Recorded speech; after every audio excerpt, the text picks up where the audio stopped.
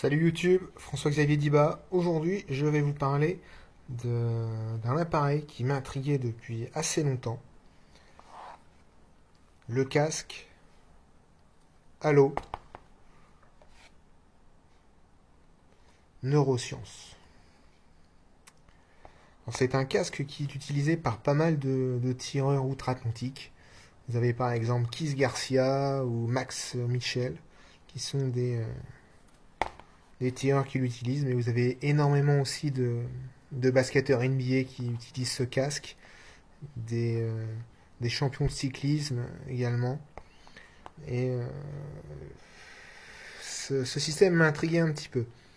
Alors le principe, c'est que ce casque est censé aider à l'apprentissage et à améliorer la mémorisation des gestes. Donc le fabricant du casque explique que ça fonctionne également pour la musique, etc. Tout ce qui va demander une certaine dextérité et qui doit être travaillé avec un apprentissage, une espèce de mémoire musculaire. Et le principe, c'est que ce casque, via les picots, donc ils appellent ça les primers, les picots envoient un courant électrique. Donc c'est vrai que quand on le met au début, ça chatouille, c'est limite inconfortable. Ça amène un courant électrique et c'est censé créer ce qu'ils appellent du neuropriming, une espèce de plasticité qui va normalement aider l'utilisateur à accroître sa mémorisation et donc au final sa dextérité. Alors le casque fonctionne donc en Bluetooth avec un téléphone pour le lancement de la procédure de neuropriming. Donc là, il sert absolument pas à autre chose en fait, hein. Là, vous avez un mini USB pour le recharger.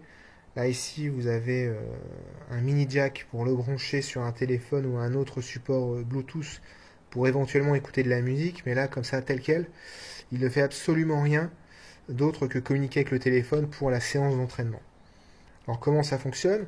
Donc, il faut d'abord mouiller les primers, les petits picots en plastique. Enfin, c'est du plastique une espèce de mousse dense, on va dire. Il faut vraiment les mouiller. On pose le casque sur la tête et on démarre une séance. Alors pendant 20 minutes, vous allez avoir un champ électrique qui va passer et qui va normalement nous aider à créer la neuroplasticité pour ensuite avoir 1 heure d'entraînement afin de justement accroître cette dextérité.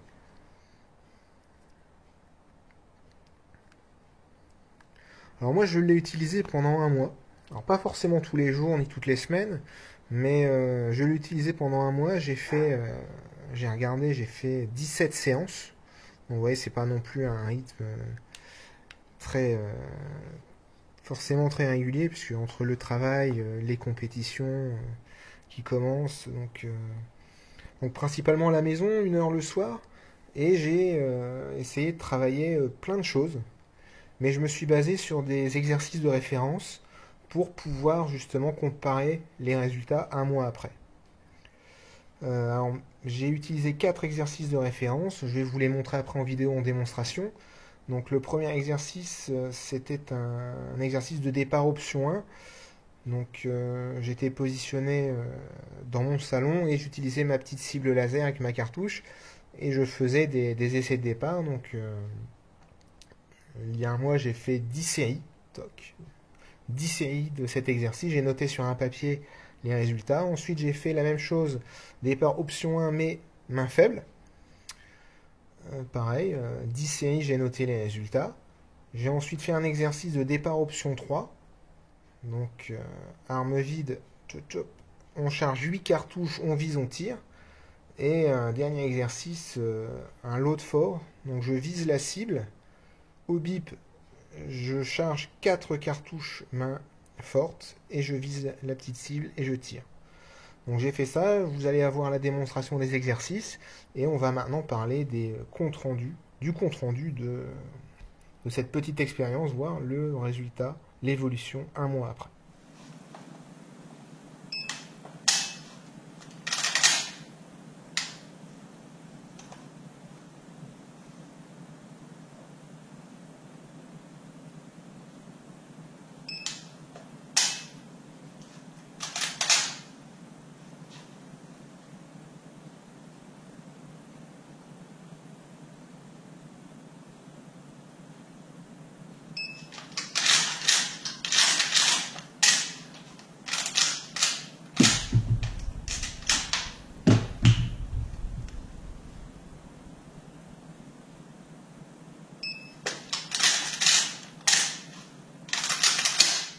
Alors nous revoilà avec les feuilles de résultats.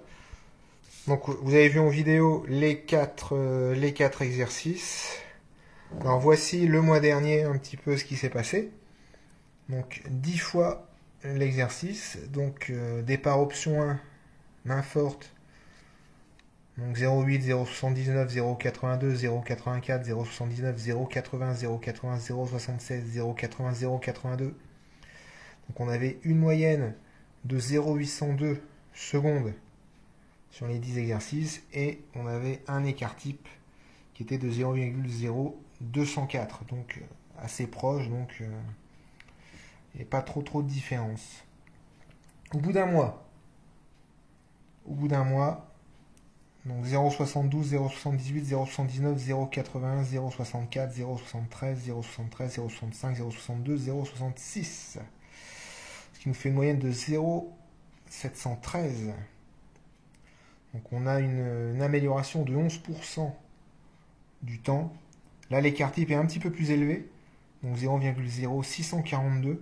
Donc l'écart type c'est vraiment la différence entre le meilleur et le moins bon et la proportion en fait. Donc plus cet écart type est réduit, plus en fait on est proche en fait entre le maxi et le mini, donc c'est la régularité si vous voulez traduire autrement. Parce qu'effectivement, allez, le moins bon il est à 0,84 le mois dernier, 0,76 le meilleur, donc on voit 8 centièmes de différence. Alors que là, 0,81 pour le moins bon ce mois-ci, mais 0,62 pour le meilleur. Et des 0,60, il y en a quand même 1, 2, 3, 4. Donc après 0,70, c'est vrai que celui-là, il est un peu foiré avec le 0,78, qui va expliquer l'écart type, qui est un petit peu plus élevé quand même. Donc ça, c'était le départ, option 1 normale. Départ, main faible, épaule faible, option 1. Donc le mois dernier, 1,29, 1,33, 1,19, 1,26, 1,20, 1,13, 1,39, 1,30, 1,30, 1,22.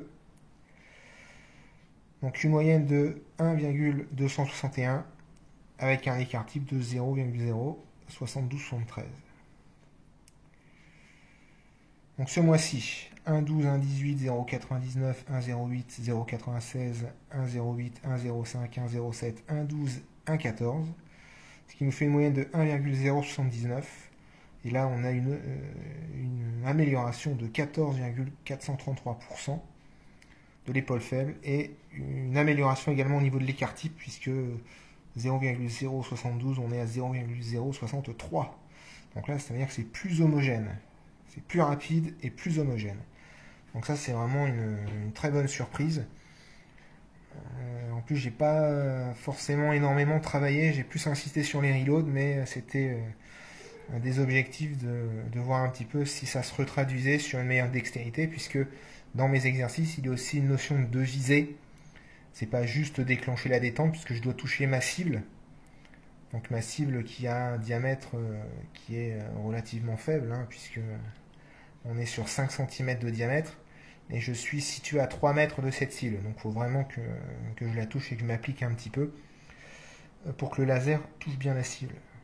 Donc ça c'est plutôt sympa, puisque effectivement j'ai pas mal progressé, on va dire principalement sur la visée. Allez, troisième exercice, c'était le départ option 3, donc chargement main faible. Chargement main faible, donc allez, 3,36, 3,19, 3,30, 3,11, 3,13, 3,15, 3,23, 3,24, 3,40, 3,15, ce qui nous fait en moyenne 3,226, avec un écart type de 0,09457. Un mois plus tard, 3,38, celui-là, alors je sais que je l'ai un peu foiré sur la prise de visée. 3,05, 2,96, 2,85, 3,09, 2,89, 3,14, 2,99, 2,86, 2,84. Donc en moyenne 3,005 et donc une diminution de un petit peu plus de 6%, donc 6,851%. Donc là on a un écart type qui est plus élevé puisque malheureusement j'ai raté le premier, donc il est vraiment très très mauvais par rapport aux autres. Mais très nette amélioration, encore une fois, presque 7% d'amélioration. Le dernier exercice, le fort, main forte, le Peterson Challenge en fait. Hein. Donc allez, il y a un mois, 2,16, 2,32, 2,12, 1,88, 2,02, 1,91, 1,92, 2,06, 1,86, 1,85, 1,86, qui nous a en moyenne 1,99, 636. Et on avait un écart type de 0,14, 674. Allez, un mois après, 1,82, 1,82, 1,83, 1,83, 1,88, 1,87, 1,80, 1,88, 1,92, 1,81 et 1,88. Qui nous fait une moyenne de 1,849. Donc une amélioration de 7,381%. Et surtout un écart type qui a été énormément divisé. Là, j'ai énormément gagné en régularité. Maintenant, je suis à 0,03655. Pardon. Donc là, vraiment gros gain à ce niveau-là. Donc là, allez, le plus mauvais c'est 1,92, le meilleur c'est 1,80, le plus mauvais c'était 2,32 et le meilleur c'était 1,85. Donc là, je suis en moyenne meilleur, allez, quasiment, je suis en moyenne sur mon meilleur temps d'il y a un mois. Et là, ma moyenne 3,05 et le meilleur c'était 3,11. Donc là, en moyenne, je suis meilleur que le meilleur temps. En option 3.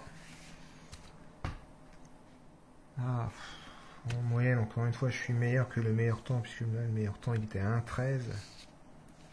Et là, pareil, 76. Ma moyenne, sur 10, elle est meilleure que le meilleur temps d'il y a un mois. Donc, des gros gains, plutôt intéressants. Voilà, je vous montre le casque. Donc, ce casque-là, en fait, j'avais fait un petit mail à Halo Sport aux US pour demander justement à faire un test, à essayer, d'où l'objet de la vidéo.